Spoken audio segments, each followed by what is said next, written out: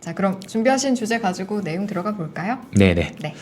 알겠습니다. 제가 이제 첫 페이지에 인터넷에 찾아보다 보니까 이제 좋은 그림이 있어서 하나 이제 띄워드렸는데 한번 보시면은 이 그림이 빅 체인지에서 빅 찬스로 찬스로 바뀌는 과정인 거죠.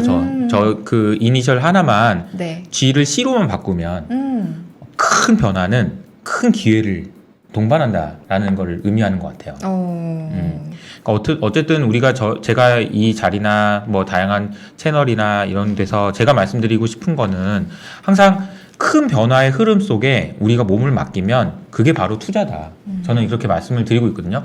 뭐 투자의 방식은 여러 가지 방식이 있지만 제가 지향하고 제가 추구하는 그런 방식은 그냥 세상의 변화에 몸을 맡기는 거예요. 세상의 변화에 몸을 맡기는 건데 세상의 변화 가운데서 이렇게 많은 투자의 기회들이 있고 하지만 저 체인지를 찬스로 바꿀 수 있는 사람들은 많지는 않은 것 같아요. 근데 바꾸려면 좀 어떤 게 필요할까요? 그래서 오늘 그런 얘기를 좀 하려고 하고 있고요. 좋아요. 네. 제가 생각하고 있는 세상에서의 큰 변화, 이거는 바뀌지 않는 변화, 이런 부분에 대한 설명을 좀 드려보도록 하려고 합니다. 좋습니다. 네. 제가 시작하기에 앞서서 이 그림을 하나 보여드리려고 하는데 네. 이 그림은 사실 이제 코스닥에서 가장 요새 이제 주가가 핫한 오늘도 한 8% 정도 오른 것 같은데요. 에코 프로 BM. 에코 프로 BM이라는 소위 말하는 전기차에서 대장주라고 할 수 있는 주식입니다. 제가 이제 이 회사가 오창에 있어요. 그래서 네. 이제 한 3년, 4년 전쯤에 오창에 갔던 기억도 새록새록 나는데 주가가 이렇게 많이 오를 줄은 몰랐습니다만 어쨌든 이런 변화들이 있었습니다. 네. 자, 근데 이제 주가의 흐름을 보면은 어때요? 이게 전혀 뭐 굴곡 없이 그냥 쭉쭉 올라갔을 것 같잖아요. 근데 또 거기 가지고 계셨던 분들은 그렇지 중간중간 않았을 것 힘드실 같아요. 수도 있지만 이렇게 보면은 진짜 뭐, 와, 이거 많이 올랐다 이런 그냥 생각이 봤을 들죠. 때는 네. 그죠? 그쵸. 네. 근데 이 그림을 한번 보여드릴까요? 이 그림은 어떤 회사의 주가였을까요? 글쎄요, 뭐 이게 평탄하진 보니까 않은 주가를 네. 보면은 2019년 9월 달에 4만 원에서 이게 좀 올라가다가 2020년 그러니까 작년 2월 달에 9만 원까지 올라갑니다. 네. 그러니까 이제 2배 올라간 거예요. 그러다가 딱 한 달 만에 5만 원까지 빠집니다. 거의 뭐 반토막이 나고. 너무 무섭게 떨어졌네요. 아이고. 이 회사가 무슨 회사일까요? 에코프로 글쎄요, BM입니다. 어딜까요? 네? 근데 왜 이렇게 다른 그래프죠? 이게 이제 그러니까 2019년부터 2020년 6월 달까지 흐름이에요. 그리고 이 흐름이 어디에 나와 있는 거냐면요. 이제 옛날에 이제 저기서 이사가 했던 것처럼 포인트 옵션을 해서 자, 볼까요? 여기서 제가 방금 보여드렸던 그 구간이 어디냐면 여기서부터 여기까지 구간이었던 거죠. 와, 정말 주식은 알 수가 없네요. 아니 근데 잘라놓고 보면 굉장히 그러니까 생각해 보면은 이렇게 네. 큰 그림이 나오고 있고 큰 시세를 주는 종목들도 사실 이렇게 보면 이게 뭐야 이런 생각이 들게 만드는 순간들이 있다는 거죠. 그렇죠. 그러면 제가 생각하는 이 종목 그러니까 에코프로 BM이라는 주식이 어떻게 해서 이렇게 주가가 오를 수 있었나를 생각해 보면 물론 이 회사가 잘하고 열심히 하고 막 돈도 많이 벌고 이런 것도 있었겠죠. 근데 저는 이게 시대의 변화라고 보는 거예요. 어떤 시대의 변화일까요? 에너지 패러다임의 변화에 몸을 맡긴 거죠. 에너지 패러다임이 변화하는 과정에서 반드시 필요한 회사가 된 거죠. 그런데 그건 있을 것 같아요, 팀장님. 그 변화에 대해서 말씀하신 큰 변화를 정확히 인지하고 있어야 앞에 있었던 그 격변의 시기를 견디고 그렇죠. 단 열매를 좀 맛볼 수 있지 않을까, 뒤에 있었던. 맞습니다. 그러니까 이제 제가 말씀드리고 싶은 거를 딱 승희님이 좀 딱 정확하게 그건가요? 얘기해 주셨어요. 네네네. 그러니까 이 찬스를 잡기 위해서, 그러니까 체인지를 찬스로 연결시키기 위해서 필요한 거는 이 구간에서 이게 즐기는 것도 굉장히 중요하지만 이 구간을 견뎌내는 것도 중요한데 이 구간을 견뎌내는 게 생각보다 만만한 게 아닙니다. 네. 힘들죠. 주식은 특히 하루하루 제가 보니까 아침에 눈 떠서 9시 되면 보게 돼서 이게 쉬운 일이 아니더라고요. 맞아요. 네. 그래서 이제 제가 오늘 이제 드리는 말씀을 이제 시작을 해보겠는데요. 네. 제가 생각하는 세 가지 정도의 큰 변화에 대한 이야기를 좀 해보도록 하겠습니다. 첫 번째는 데이터입니다. 데이터가 돈이 된다라는 말씀 많이 들어봤잖아요. 그렇죠. 근데 데이터가 왜 돈이 되며 데이터가 진짜로 돈이 되는지 이런 부분에 대해서 정확하게 아시는 분은 많지 않은 것 같아요. 그래서 사실 제가 이제 개인적으로 제 대학교 때 이제 이쪽에서 되게 잘하셨던 분이 이제 네. 모 그룹에서 데이터 관련 비즈니스를 하는 뭐 핵심적인 일을 하는 친구가 있습니다. 그 친구를 얼마 전에 찾아가서 물어봤어요. 데이터가 왜 돈이 되고 데이터가 뭐냐 도대체. 그 친구가 이제 보여줬던 그림이 이제 이 그림인데요. 아마 많은 분들이 이 그림을 보셨을 것 같습니다. 이 그림은 뭐냐면은 이런 것들 하나하나가 유전이에요. 유전. 이게 바다에다가 구멍을 뚫어가지고 기름을 캐는 거죠. 네. 무슨 회사가 있냐면은 엑슨모빌이나 쉐브론 같은 그 기름 캐는 회사가 있는 게 아니고 구글이나 페이스북, 테슬라, 마이크로소프트, 아마존과 같은 빅테크 기업들이 있습니다. 데이터를 다루는 기업들이에요. 이 기업들이 왜 저기서 저게 하고 싶은 얘기는 뭐냐면 결국은 이 시대는 데이터가 오일이다라는 얘기를 하고 싶은 거예요. 그 가치를 가지고 있다. 데이터가 가치를 가지고 있다. 근데 승희님 근데 데이터가 근데 왜 가치가 있는 거예요? 일단은 제 생각에는 일단 기업들이 마케팅을 하거나 뭔가를 팔 때 데이터를 기반으로 전략을 세울 수 있고 큰 그림을 그릴 수 있으니까라는 저의 그 생각을 말씀을 맞습니다. 드려봤습니다. 정확하고요. 정확한데요. 요즘에 저희 괜찮죠? 질문에 그러니까 예전하고 달라졌어. 성장하고 있어요. 네. 근데 이제 그 데이터를 가지고 공략할 수 있는 시장 자체가 우리가 흔히 생각할 때 광고 시장. 그렇게 생각하면은 우리가 광고 시장 그러면은 뭐 이렇게 뭐 TV에 나오는 그런 광고 정도? 그래서 이제 기업들이 지출하는 광고비 지출 이런 것만 생각을 하는데 제가 생각하는 그 시장 자체는 훨씬 더 큰데 어느 것까지 이제 이런 데이터를 가지고 먹을 수 있는 시장이 되냐면 제가 보기에는 판매 관리비를 다 먹을 수 있어요. 판매 관리. 어떤 기업이 지출하는 모든 판매 관리 비용이 사실은 이 데이터와 연관이 돼 있을 거라고 저는 생각합니다. 그러니까 이게 무슨 얘기냐면 어떤 회사가 예를 들어서 제품을 팔기 위해서 어떤 그 방송국에다가 광고비 지출하고 네. 연예인한테 광고비를 주고 그것만 광고비가 아니고 판매를 하기 위한 모든 판촉 비용, 뭐 판매 관리비 이런 게 전부 다 사실은 데이터와 연관이 돼 있고 그 시장 자체가 그 데이터와 관련이 있다라는 말씀을 먼저 좀 드리고 싶어요. 네. 그러니까 생각보다 시장이 더 크다라는 말씀을 좀 드리고 싶고 자 이거 하나 좀 말씀드릴게요. 이거는 뭐냐면은 우리가 흔히 얘기하는 S커브인데 이게 보통 일반적으로 제조업체들 같은 경우에는 이 X축이 이제 투자하는 거예요. 뭔가 잘하고 싶잖아요. 좋은 제품을 만들고 싶고 할 때 돈을 많이 넣어야 돼요. 근데 초반에는 돈을 넣어도 이게 이게 좋은 제품이 안 나와요. 그러다가 이 구간에서는 이 정도의 레벨의 성과를 내기 위해서 이만큼만 투자하더라도 효과가 확 나는 그런 구간이 되고요. 어떤 구간이 지나면 돈을 더 넣어도 더 이상 좋아질 건 별로 없어. 그러니까 어차피 그냥 여기서부터는 그냥 이렇게 투자하지 않고 그냥 대충 해도 잘 팔려. 문제 없어. 이런 상황이 되는 거죠. 네. 그런데 자, 이거는 자, 지워 보겠습니다. 네. 자, 그러면 제가 이제 보여드릴 거는 데이터 사이언스는 이 과정이 좀 달라요. 이겁니다. 묘하게 다르네요. 묘하게 다른데 이거를 이제 구분해서 설명을 드리면 이런 겁니다. 처음에는요 다 웬만하면 잘할 수 있을 거라고 생각해요. 그러니까 이제 예를 들어 볼게요. 카카오톡이라는 메신저 있어요. 이 메신저는 대학생들도 요새는 다 만들 수 있어요. 그런데 문제는 뭐냐면 안 써요 아무도. 그러니까 적당하게 만드는 거는 아무나 할 수 있어요. 네. 데이터 사이언스라는 비즈니스. 그러니까 초반에는 빨간색처럼 빨리 올라갑니다. 그런데 차이점이 뭐냐면은 제조업과 데이터 사이언스의 가장 큰 차이는 이 구간인데 어떤 제조업 같은 경우에는 일정 부분 이상 하면 더 이상 투입해도 더 좋아지는 제품이 아니에요.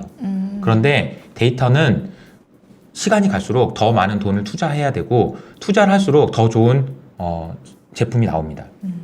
조금 더 편해요. 아, 그래요? 조금 더 편하게 하기 위해서 근데 엄청난 노력이 들어가요. 계속해서. 근데 이 말씀을 좀 드리면 좀 이해 안 되실 분도 있을 것 같아서 이 설명을 한번 드려볼게요. 제가 옛날에 그래도 수학은 되게 좋아했었습니다. 네. 그래서 수학 경시대회 이런 것도 좀 나가고 오. 그랬었어요. 근데 이제 수학 경시대회 나갈 때마다 이제 저는 이제 수학 공부 잘한다고 해서 나가지만 항상 좌절을 많이 했죠. 뭐야 나보다 잘하는 사람이 이렇게 많아 이런 좌절. 잘하는 사람들끼리 모여있으니까. 근데 이제 저도 이제 잘한다고 생각하고 이제 잘하는 사람들끼리 모여 있을 때도 늘 들었던 생각은 뭐야 나보다 잘하는 사람이 이렇게 많아. 근데 제 고등학교 때 수학 제일 잘했던 친구들이 전국대회 나가서 네. 또 그 얘기를 똑같이 하더라고요. 나가봤더니 거기엔 또 나보다 훨씬 잘하는 데 맞아요. 너무 많아. 같은 마음이구나. 근데 이제 제가 지도 교수님으로 모셨던 교수님이 네. 우리나라에서 뭐 수학 올림피아드 뭐 6등 안에 들어가지고 전 세계 올림피아드 나가신 적이 있거든요. 근데 그분이 똑같은 말씀하셨어요. 나가봤더니 나보다 말도 못하게 잘하는 애들이 너무 많아. 아, 그래요? 그래서 저는 이게 마치 이게 뭐야? 이런 생각이 좀 들어요. 그리고 이제 그런 상황을 현장에서도 되게 굉장히 많이 경험을 많이 했거든요. 근데 거기서 말하는 진짜 머리 좋은 애들, 수학적으로 정말 천재적인 머리를 가지고 있는 애들이 제일 많이 있는 회사가 아까 제가 보여드렸던 이 회사입니다. 구글에 제일 많아요. 왜 그렇게 생각하냐면 제가 아는 그래도 똑똑하고 코딩 잘하는 애들도 여기 시험 봐가지고 많이 떨어졌어요. 근데 여기 보면은 굉장히 똑똑하고 코딩 잘하고 이런 애들 되게 많은데 우리가 기억해 보시면 이세돌 해가지고 알파고 만들었던 딥마인드라는 회사 혹시 아시죠? 알죠. 그 딥마인드라는 회사를 구글이 인수했어요. 그래, 어느 정도 인수를 했죠? 네. 그때 당시에 이제 인수를 해가지고 이제 했는데 그때 인수할 때 인수했던 사람들이 몇 명 안 돼요. 한 3명? 4명? 1조 원에 인수를 했는데 3명, 4명을. 근데 그 친구들이 구글에 가가지고 프리젠테이션을 한번 했어요. 자, 이거는 이렇고 AI는 이렇게 하는 겁니다. 이렇게요. 구글에서 있었던 최고의 개발자들이 전원 일어나서 기립박수를 쳤습니다. 야, 네가 짱이다. 야, 네가 짱이야. 이런 얘기를 했다는 거죠. 네. 근데 한번 생각을 해보세요. 구글 홈페이지에 들어가 보면 딱 한 줄 있거든요. 우리가 보기에는 뭐야 이게? 이런 거 다 만들 수 있는 거 아니야? 다 만들 수 있어요, 진짜로. 지금 그 대학생들도 만들 수 있어요. 검색 엔진 만들 수 있어요. 근데 아무도 안 쓰죠. 구글만 쓰죠. 왜? 구글이 조금 더 좋은 효용을 주기 때문이에요. 근데 우리는 여기서 되게 중요한 거는 만약에 이 그림에서요. 에이, 그거 조금 넘어가는데 야, 구글 쓰다가 네이버 쓰다가 구글 쓰는 게 훨씬 복잡하고 어려워서 나 그거 비용 들어서 나 안 해. 이런 거면 모르겠어. 예를 들자면 동네에 있는 슈퍼에서 저기 멀리 있는 슈퍼까지 갈 필요 없잖아. 가는데 시간도 걸리고. 근데 모바일에서는 온라인에서는 너무 쉬워요. 옮기는 게. 예를 들어 볼까? 제가 뭐 예를 들어서 뭐 코로나 때문에 많은 이제 그 대학에서 온라인 강의를 하잖아요. 네. 온라인 강의를 한다 쳐요. 어떤 교수님이 강의를 하고 있어. 근데 옆에 이렇게 보니까 추천 영상에 전 세계에서 제일 유명한 그 과목에서 제일 유명한 사람이 강의하고 있어. 그러면 옮기려면 어떻게 하면 됩니까? 마우스를 이렇게 옮겨서 클릭. 끝. 네. 옮기는데 너무 비용이 없어요. 네. 그러니까 사람들이 더 쉬운데 옮기는 것에 비용이 너무 작기 때문에 조금만 더 좋은 그런 제품을 만들어도 그쪽으로 다 몰리게 돼 있습니다. 그래서 저기서 빨간 선에서 이만큼 올라가는 것이 너무 중요하다라는 거죠. 네. 근데 왜 이 말씀을 계속 드리냐면 이 카카오뱅크라는 걸 말씀을 드리고 싶은 건데 카카오뱅크의 홈페이지 이제 카카오뱅크 페이지에 들어가 보면 이렇게 나와 있습니다. 이거는 그냥 제가 웹사이트에서 가져온 그림이에요. 네. 카카오뱅크를 제가 이제 홍보하기 위함은 아닙니다. 보시면 진짜 간단하죠. 네. 정말 간단해요. 심플합니다. 딱 직관적이고요. 누르면 바로 들어갈 수 있는 게 돼 있어요. 근데 죄송한 얘기지만 우리 시중 은행들의 그 앱은 들어가 보면 굉장히 다양하게 누를 수 있는 것들이 많아요. 그랬던 것 그죠? 같아요. 이것도 네. 누를 수 있고 저것도 잠깐만 내가 하려고 그랬는데 이거 잠깐만 이거 찾아봐야지 이렇게 들어갔다 여기 아니네 여기 이렇게 들어갔다 이렇게 되는 과정이 있습니다. 자, 이것과 이것의 차이가 겉으로 보기에는 아까 제가 구글에서 한 줄 있는 거 고작 뭐 그거 뭐 별거야? 이렇게 생각하는 것처럼 별거 아닌 것처럼 보여요. 근데 저걸 개발하는 사람들 실제로 개발했던 사람들은 얼마나 큰 차이인지 알아요. 저렇게 심플하게 사용자들한테 심플하게 보여주기 위해서 밑단에서 데이터베이스와 사람들의 고객들이 어떤 걸 먼저 선택하는지 뭘 누르는지 사용성 이런 것들을 엄청나게 고민해야 나올 수 있는 페이지가 저거예요. 결국엔 데이터를 기반으로 한 전략이다. 그렇죠. 근데 복잡하게 앞에서 보이는 게 복잡하면 뒤에는 대충 하는 거예요. 뒤에는 그런 상황이라는 거죠. 앞에 간단하다는 얘기는 뒤가 정말 복잡하다는 얘기예요. 네. 근데 정말 복잡한 건 아까 제가 말씀드렸던 데이터를 제대로 다룰 수 있고 소프트웨어 엔지니어를 구현할 수 있는 그런 애들이 모여가지고 막 하는 거예요. 그러니까 어떻게 보면은 야 여기서 나 여기까지 했는데 뭐 더 이상 할 게 뭐 있냐 이렇게 생각하시는 분들 입장에서는 죄송한 얘기지만 여기 안에서 지금 전 세계의 투자자들이 이게 싸우고 있는 거예요. 소프트웨어 엔지니어들이 여기서 여기 가려고 지금 싸우고 있는 거예요. 이 말씀을 좀 드리는 거죠. 네. 여기서 여기 가는 것이 의미가 점점 있어지기 때문에 제가 생각하기에는 이런 데이터 비즈니스를 하는 무형자산을 가지고 있는 회사들은 엄청난 헤게모니를 가지고 있다라는 말씀을 좀 드리고 싶습니다. 네. 두 번째가 에너지인데요. 에너지는 이거는 아까 제가 말씀드렸던 에코프로 BM과 같은 뭐 배터리, 뭐 수소 이렇게 우리가 지금 생각해 보면 뭐 돈도 못 벌고 이게 과연 될 수 있을까? 그래서 금리가 오르면 또 막 빠지던데 아유 그런 투자 어떻게 해? 뭐 이런 생각이 드는. 하지만 이런 쪽에서 투자를 하셔가지고 성과를 내시기 위해서 가장 필요한 것은 에너지 전환은 온다라는 확신인 거죠. 맞아요. 그럼 에너지 전환이 오는 이유가 뭔지를 알아야 되는 거잖아요. 왜 에너지를 전환시켜야 되는지. 그게 이제 제가 계속 말씀드리는 기후위기. 기후 이야기인 거죠. 이 기후 위기가 너무 중요하고 되돌릴 수 없고 그렇기 때문에 간다는 거거든요. 그럼 그 얘기에 대해서 더 정확하게 아시는 게 너무 필요한데 기후 얘기를 하면 아유 많이 들었어 다 알아 라고 얘기하시지만 저는 그거는 정말 거짓말이라고 생각해요. 왜냐하면 저처럼 기후 얘기를 많이 하는데도 지금 봐도 또 새로운 얘기가 또 나오는데요. 어떻게 다 아신다는 건지 잘 모르겠다. 그래서 한 번만 다시 한번 말씀드리면 네. 유엔이 강조했던 숫자 4가지는 제가 여러 번 말씀드렸잖아요. 1.5도씩을 막아야 된다. 그리고 그러려면 25기가톤을 줄여야 되는데 지금 그대로 있으면 56기가톤이 나오니까 7.6%씩 줄여야 된다. 그리고 7.6% 줄이는 게 너무 어려운 거다라고 말씀드렸고 지금은 이미 너무 시간이 늦어서 이것보다 더 많이 줄여야 되는데 진짜 어렵지만 줄인다 쳐도 25기가톤이다 라는 말씀을 드렸죠. 네. 그리고 나서 제가 말씀드렸던 게 뭐냐면 25기가톤을 줄여야 되는데 영구 동토층이라는 게 있다. 그리고 그 영구 동토층이 녹으면 거기서 나오는 이산화탄소의 규모가 1672기가톤이니 이거를 아무리 줄여봤자 의미가 없는 정도다라는 말씀을 드렸습니다. 네. 이 그림은 뭐냐면요. 영구 동토층이 이미 녹았어요. 이 그림 자세히 보시면 이게 사람입니다. 싱크홀 같은 건가요? 네, 이게 시베리아 지역에서 구멍이 이 정도의 구멍이 뚫린 거예요. 세상에. 근데 이 구멍이 왜 뚫렸냐? 이 밑에 영구 동토층이 있는 거예요. 오. 영구 동토층에 있는 얼음이 녹은 거예요. 녹아서 쑥 빠지면서. 저게 녹으니까 이제 밑에 흙이 버틸 힘이 없으니까 그냥 푹 빠진 거죠. 아이고. 그러면 이 얘기는 무슨 얘기냐면 25기가톤 줄이는 게 의미가 없어요. 이거 다 녹으면. 네. 이미 녹고 있어요, 근데. 이런 상황이라는 거를 보면 이게 많은 분들이 얘기하시는 게 이제 야 이제 끝났네 이제 끝났어 우리 뭐 할 게 뭐 있냐 라고 생각하실 수도 있지만 반대로 생각해 보시면 이렇게 생각하실 수 있습니다. 이런 거죠. 지렁이도 밟으면 꿈틀하잖아요. 근데 만약에 저런 상황이 돼서 지구가 정말 위험해진다면 사람은 어떤 행동을 할까요? 뭐든지 하겠죠. 뭐든지. 네네. 살려고 뭐든지 하겠죠. 살려고 뭐든지 할 거라는 것이 사실 아까 에너지 전환의 가장 큰 힘이에요. 제가 저희 부모님이 저도 맨날 이제 피곤하게 돌아다니는 것 같아서 저한테 맨날 하시는 말씀이 야 저기 비타민 좀 챙겨 먹고 그러니까요. 맨날 정말 그러잖아요. 영양제 좀 챙겨 드세요. 굉장히. 그죠? 네. 근데 제가 자꾸 까먹어가지고 아침마다 오늘은 챙겨 먹었는데 또 내일은 까먹고 맨날 그러거든요. 내일도 꼭 챙기십시오. 근데 그 에너지 뭐 이런 거 뭐 비타민 먹으라고 하는 이유는 뭐냐면 그냥 건강하라고. 좀 더 건강하게 살라고. 네. 근데 우리 에너지 전환, 여기서 말하는 에너지 전환은 좀 더 우리가 잘 살기 위해서 이게 아니에요. 근데 만약에 제가 이제 비유를 그래서 그랬지만 어떤 병이 있어서 매일매일 주사를 맞아야 되는데 매일매일 주사를 맞지 않으면 내일이라도 당장 죽을 수 있는 병에 걸렸다 치자고요.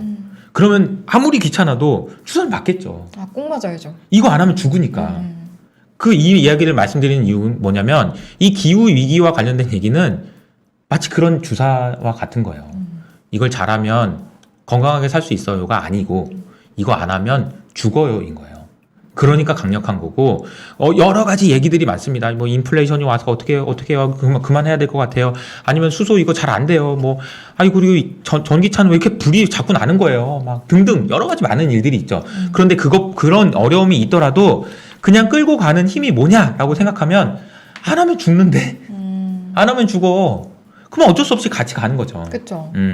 제가 어제 인포맥스 라이브 말고 제가 2호석의 여의도 스타? 스타들에서 조천호 교수님이라고 여러분이 유튜브에서 기후를 치면 매번 나오는 분이에요. 제일 우리나라에서 유명하신 분인데 네. 그분하고 얘기를 나누면서 기후 얘기 많이 하고 도대체 어떻게 해야 되냐 그런 얘기를 많이 했는데 결론적으로 이제 그분이 저한테 해주신 말씀은 금융이 바꿔야 된다. 왜냐면 금융이? 그게 제일 빠르기 때문이다. 기업들이 이산화탄소 줄이기 위해서 뭘 해야 되냐? 이거 사회 운동도 해보고 뭐 또 해보고 막 사람들의 교육도 시켜보고 이런 어려움이 있어요라고 얘기해봐야 의미 없다. 돈을 뺏으면 된다. 이런 거죠. 이산화탄소 가격을 5배 올려버리면 그냥 끝난다. 가장 본능적인. 그럼요. 자본주의 먹고 사는 거고 체제에서. 죽는 문제인데. 그래서 이제 사실 이런 얘기들이 더 앞으로 나가는데 강력한 힘은 뭐냐라고 얘기한다면 이런 기후 위기와 관련된 얘기다라는 네. 거죠. 그래서 실제로 지금 IPCC 보고서 최근 나온 걸 보면은 제가 말씀드린 것처럼 이 시나리오죠. 이게 왼쪽에 있는 게 시나리오인데 어떻게 이산화탄소를 줄이더라도 1.5도씨는 도달한다. 네. 여기가 이제 1.5도거든요. 5가지 시나리오 모두 1.5도 도달하는 걸로 되어 있습니다. 그래서 네. 어려운 상황인 건 맞아요. 하지만 우리가 지금 해야 되는 일이다라는 말씀을 좀 드리고 마지막으로는 이제 인구 문제에 대한 이야기를 아니 근데 변화가 기회가 된다고 하셨는데 지금 변화를 다 알려주시는 거네요? 제가 생각하는 3가지 변화입니다. 좋아요. 그래서 오늘 3번째는 이제 좋네요. 인구 구조입니다. 네. 인구 구조는 이제 제가 그림으로 그냥 바로 설명을 드릴게요. 보시면 이 그림 마지막에 보여드리고 이게 1961년도에 우리나라의 인구 구조입니다. 남자 0세에서 9세. 이게 이때 이제 뭐죠? 6.25 전쟁 끝나고 열심히 이제 아이들이 태어나기 시작한 거죠. 출산을 이제 한 겁니다. 많이 힘 쓰시고. 네. 0세에서 9세에 400만 명, 800만 명씩 있었던 그 시대입니다. 네. 그리고 이제 조금 넘어가서 이제 저희들이 태어났을 때 정도 되는 84년 전 아직인데. 중간 네네. 중간. 그러면은 이제 구조가 이런 식으로 바뀌었어요. 네. 그러니까 이제 10세에서 30세까지가 이제 요 중간층에 이렇게 차지하고 네. 여전히 60세를 넘는 분의 비중은 거의 없는 상황이었습니다. 84년까지만 해도 한번 더 보여드릴게요. 자, 이겁니다. 올해예요, 올해. 이거랑 비교해 볼까요? 자, 이거랑입니다. 모양이 지금 이제 최근에 뭐 20만 명이 안 나온다 뭐 이런 뭐 20만 명대로 지금 출생아가 나오고 있는 상황이고 줄어드는 속도가 이 밑에 있는 이 0세에서 9세 한번 보세요. 이렇게 줄어들었고요. 그리고 60대 이상을 보시면 더 드라마틱한 게 이게 이렇게 바뀌었습니다. 보통 큰 변화가 아닌데요, 이건? 엄청난 변화고 네. 이 인구 문제는 사실은 이래요. 많은 문제가 우리가 미래를 예측할 때는 이럴 수도 있는데 저럴 수도 있고 이게 아닐 수도 있고 이렇게 되는 거잖아요. 근데 미래의 인구의 문제는 그냥 정해진 미래입니다. 그러니까 이렇게 보이잖아요, 일단. 왜냐면 지금 아이를 낳을 수 있는 사람이 몇 명 있고 그래서 몇 명을 낳고 있고 그리고 몇 명이 지금 돌아가시고 있는데 게다가 점점 더 오래 사시고 이런 문제 이거 대입해보면 그냥 계산 더하기 빼기만 하면 나오는 거거든요. 네. 그래서 48년에는 이런 모습이 된다는 거죠. 그럼 이걸 기반으로 해서 좀 미래를 전망해 보면서 투자 계획을 세우는 것도 가능하겠네요. 근데 이 얘기를 드리고 제가 사실은 이제 네. 그 과거에 이제 헤지펀드 운용을 하면서 고민했던 걸 하나 먼저 말씀드린 다음에 이제 넘어가도록 할게요. 좋습니다. 그때 당시에 이제 제가 주식으로 돈을 벌려고 열심히 종목 탐방하고 막 이렇게 뭔가 알파를 찾기 위해서 액티브하게 뭔가를 그래 알파 헌터 막 이렇게 했다고 했었잖아요. 네. 알파 헌터 어떻게든 뭐든 찾으려고 노력. 근데 되게 힘들었던 경험이 있어요. 물론 이제 코로나 지나고 나서 이제 주식시장에서 돈 버신 분도 많고 그러시지만 네. 과거 전 한 4, 5년 동안은 펀드 매니저분들도 정말 힘들다는 얘기 많이 하시고 그랬을 때였거든요. 근데 왜 그런가를 고민했는데 제가 내린 결론 중에 하나는 패시브 펀드가 너무 많아졌기 때문이었어요. 패시브 펀드라는 거는 뭐냐면은 그냥 시장을 사는 거예요. ETF로. 그러니까 종목 하나가 아니라 그냥 ETF를 사서 종목 하나가 아니고 그냥 ETF를 사는 거예요. 왜 그냥 종목 사는 거 귀찮아. 그냥 ETF 사. 근데 그렇게 많이들 하시더라고요. 지금도 많이 하시는데 2013년부터 이런 변화들이 그러니까 정확하게는 이제 금융위기 이후로 시작된 것이 2013년부터 굉장히 빠르게 진행되면서 원래 그전엔 거의 없었다가 있었는데 이제 ETF가 활성화되기 시작한 게 금융위기 이후로 이제 활성화가 많이 됐죠. 그러면서 이제 이런 투자들이 많이 일어났어요. 근데 왜 도대체 이런 게 계속 늘어나는 거지? ETF가? 라고 생각했는데 제가 나름대로 내린 결론은 인구 구조 때문인 것 같아요. 인구 구조? 인구 구조? 인구 구조가 생기기 때문에 생겨난 연금 때문인 것 같아요. 좀 더 말하면은 그 일본이나 아니면 선진국이나 네. 우리나라도 마찬가지지만 그런 네. 연금에서 네. 투자를 어떤 식으로 하냐면 개별 종목을 안 사고 저거 사 ETF 사요. 그럼 국민연금이라는 기관이 ETF를 많이 사서 그런 것 같다. 맞습니다. 어. 일본의 연금도 마찬가지인 게 네. 일본의 연금도 액티브한 투자를 모두 줄이고 패시브한 투자로 거의 대부분 바꿨어요. 그러니까 이 연금에서 계속 돈을 사고 인구 구조가 되면서 이제 저분들이 이제 노령화 되셔서 이제 연금 받으시기 전까지는 우리나라도 지금 한 2040년까지는 국민연금의 규모는 계속 늘어날 거거든요. 네. 계속 사실 겁니다. 계속. 그러면서 액티브 투자가 아니고 패시브 투자를 많이 하실 거고 네. 그래서 실제로 보면 이 그림인데요. 이 그림 보면은 2008년부터 밑에 있는 게 액티브 펀드고요. 위에 있는 게 패시브 펀드, 인덱스 펀드입니다. 이게 너무 극명하게 드러나지 않나요? 그러네요. 이쪽이 이제 액티브 펀드들이 얼마나 돈이 빠져나가고 있는지 이거고, 요게 이제 인덱스 펀드들이 이렇게 되고 있는 상황입니다. 그래서 저는 이제 이 그림이, 또 이렇게 되면은 패시브 투자가 늘어나면서 나타나는 현상들은 뭐냐면 그냥 자산의 가격이 그냥 쭉 올라가는 거예요. 쭉. 그리고 앞으로 여러분들이 우리가 생각해보면 뭐 금리가 엄청 올라갈 것 같고 막 주가는 엄청 빠질 것 같고 그렇잖아요. 근데 생각해보면 이분들이 있잖아요. 우리나라뿐만 아닙니다. 전 세계적으로 더 많은 연금이 들어가면서 그냥 돈이 들어가요. 그래서 그냥 사야 돼요. 사야 되는 사람들이 많아요, 아직도. 네네. 이걸 팔아가지고 이분들이 연금 받는 분들이 더 많아져가지고 그분들한테 줘야 되는 게 더 많아져가지고 이걸 팔아야 되기 전까지는 계속 사야 돼요. 그래서 이 마지막 인구 구조의 변화를 통해서 제가 말씀드리고 싶은 거는 역설적으로 자산 가격은 웬만해서는 안 빠져요. 웬만해서 빠지기가 어려워요. 왜냐면 빠지면 살 사람이 너무 많아요. 근데 그 구조가 우리가 돈이 많아서 우리가 모아놓은 돈이 많아서 그것도 있지만 구조적으로 계속 사야 되는 그런 연금이라는 그 구조가 깨지거나 아니면 여기에 대한 신뢰가 깨지지 않는 이상 자산 가격이 막 폭락해가지고 그럴 가능성이 높지 않다라는 거죠. 그러니까 이번에 코로나 때도 많이 빠졌잖아요. 네. 근데 그때도 이제 연금에서는 계속 계속 사는 거죠. 계속 살 수밖에 없으니까. 네. 그런 구조로 돼 있다. 인구 구조가 그런 부분으로 연결할 수도 있지 않나 그런 생각이 좀 듭니다. 그래서 알겠습니다. 제가 이제 크게 세 가지를 말씀드렸고 네. 첫 번째 이제 제가 데이터? 큰 변화가 큰 찬스를 가져오는데 네. 그럼 큰 변화가 어떤 변화인지에 대해서 조금 더 자세하게 깊이 알고 계시면 컨빅션을 가질 수 있는 거죠.